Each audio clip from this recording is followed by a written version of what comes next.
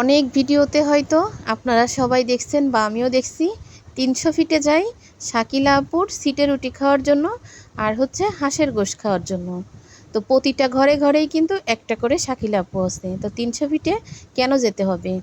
কেন বললাম এই কথাটা? কারণ প্রতিটা ঘরে মা আছে, বোন আছে, ওয়াইফ আছে। চাইলে কিন্তু তারা সহজেই বাসায় এগুলা করে দিতে পারে। আর বাসায় এগুলা খাওয়া মানে একদম নিরাপদ, চোখ বন্ধ করে খাওয়া যায়, কারণ ঘরোয়াভাবে রান্না করা।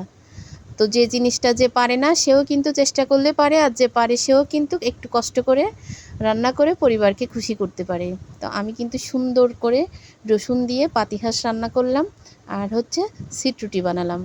তো এইটা সিট রুটিটা কিন্তু আমার এই প্রথম বানানো, আমার এই 25 বছর সংসার লাইফে প্রথম বানাইছি। তো দেখেন কত সুন্দর হয়েছে।